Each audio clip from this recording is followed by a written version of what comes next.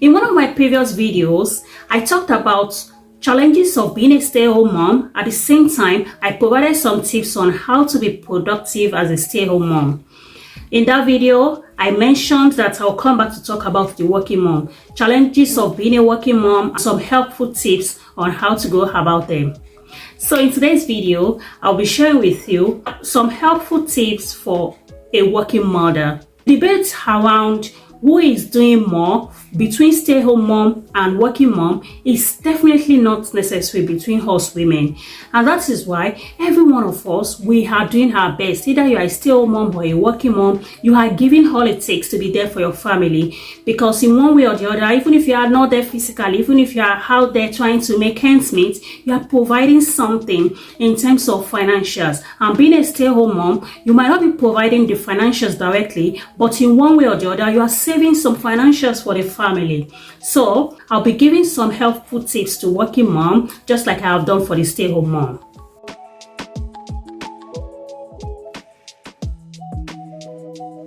Hello, welcome to the Female Speak Up channel. My name is Aminat Ayodele. Thanks for stopping by. Thanks for clicking this video to watch.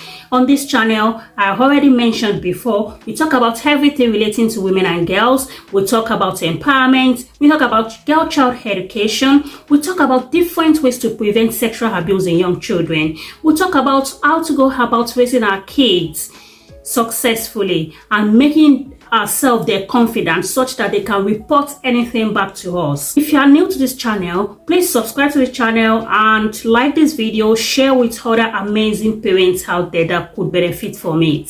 So talking about the working mom also has different challenges that she faces as a mom. There's this guilty that comes with not being there for children. You kind of feel like, I'm spending more time away from my children, because you leave home in the morning, you come back later in the evening, and by that time you have a lot of chores to do. By the time you complete your chores, it's already time for bed. And so you kind of feel like, is this how I'm going to continue forever? Are my children having enough of my time? So there is that kind of guilty that working moms feel, which is just normal for everyone that is working as a woman. Second challenge is around time management. A lot of women find it so challenging, juggling between work, juggling between family, juggling between house chores. It's definitely not easy for a working mother to juggle all these things together. So that is why one of the things that women faces a lot is time management in terms of managing the home and also being productive at the workplace. The other challenge for some mothers could be around childcare. A lot of women want to go back to work, but struggling with where to get affordable and good childcare for their kids could be challenging. So that is another challenge for women that are still trying to pursue their career. Another one is discrimination. A lot of women struggle with discrimination at workplace and wherever they find themselves. They are faced with challenges of being promoted, because while they are struggling to balance the home and the work, they hardly have time for other self-development things. They are maybe coming up with excuses of, oh, I need to go for my child's appointment on a day where they're supposed to be having some trainings. That could affect their promotion at work. So in terms of career development, in terms of promotion, in terms of all those other benefits that other people enjoy at workplace, a working mother could be lacking in those things because she has kids, she has a family to also look after. But then it is not the end of the road. You want the career. You are happy doing what you are doing. You are happy doing the job. This is your dream job. Right from you were a little girl, you've always dreamed to be on this job that you are doing presently. So that guilty that comes with not being there for your kids, you should let it overwhelm you.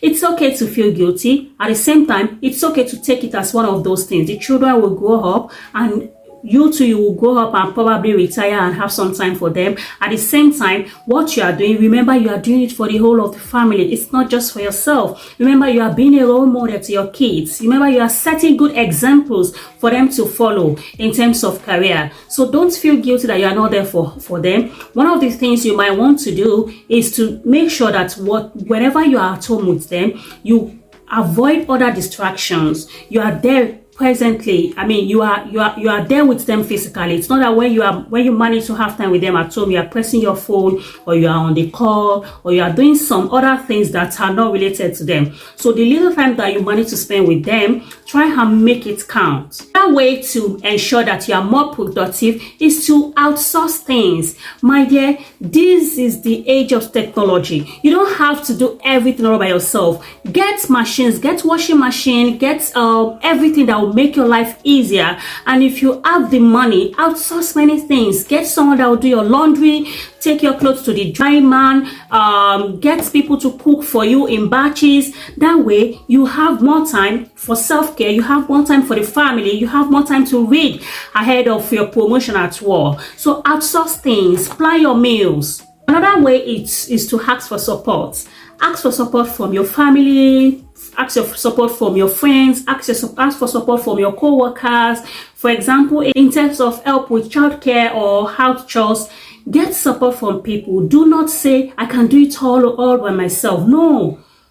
When you have support, you kind of think straight about what you can do properly at work. You kind of think straight about how you can be there for your children. So don't put everything all on yourself and say, I don't want people to think maybe I'm being lazy. You are permitted to be lazy as long as you know that you are doing the right thing. So ask for support from people around you, and when they offer to help, don't say no to support, because you need all the support you can get now. It is already overwhelming to be a working mom, so saying no to support can be more challenging to one's mental health.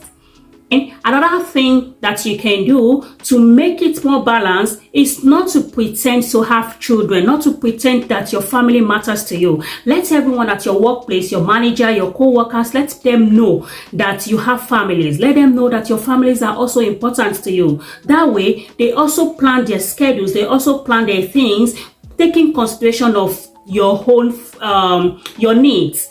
So you don't have to pretend, you don't have to do as if, oh, this my career is everything to me, this my career is the only thing I want. Let your employer know your status. Let them know you have little kids. Let them know that there could be appointment that you need to show up for. Let them know that there could be PTA meetings that you need to show up for. So when you come up with, you need to take some leave to go for all these things, they don't tell you that, no, you have a kid, or why is your family so important than the job. They already understand with you that this is a family need that you need to attend to.